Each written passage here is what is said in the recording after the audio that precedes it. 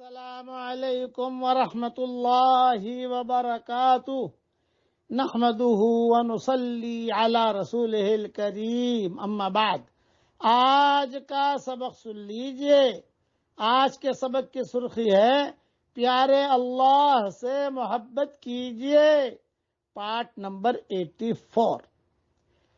حضرت رویفہ ابن ثابت رضی اللہ تعالیٰ عنہ روایت کرتے ہیں کہ رسول اللہ صلی اللہ علیہ وسلم نے ارشاد فرمایا، جو شخص محمد صلی اللہ علیہ وسلم پر اس طرح درود بھیجے، اب پڑھیے میرے ساتھ، یہ رسول اللہ صلی اللہ علیہ وسلم خود سکھا رہے ہیں کہ اس طریقے سے مجھ پر درود شریف پڑھو۔ پڑھیے میرے ساتھ، اللہم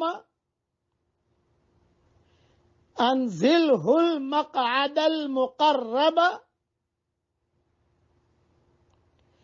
عندک یوم القیامہ۔ ایک مرتبہ اور پڑھیے، اللہم انزلہ المقعد المقرب عندک یوم القیامہ۔ اس طریقے سے پڑھے مجھ پر درود تو رسول اللہ صلی اللہ علیہ وسلم فرماتے ہیں اس کے لیے میری شفاعت واجب ہو جائے گی۔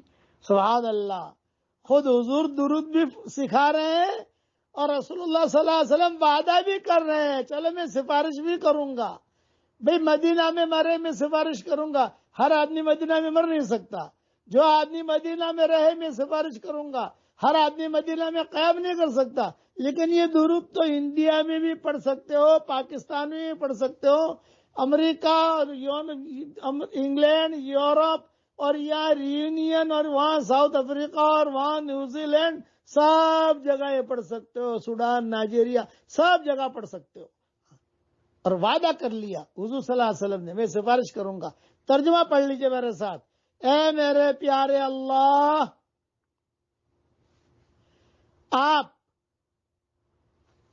محمد صلی اللہ علیہ وسلم کو قیامت کے دن اپنے پاس خاص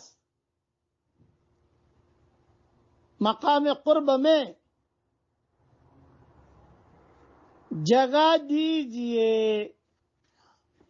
یہ حدیث جو میں نے بیان کی ہے بزار میں بھی ہے، طبرانی میں بھی ہے، مجموع الزوائد میں بھی ہے۔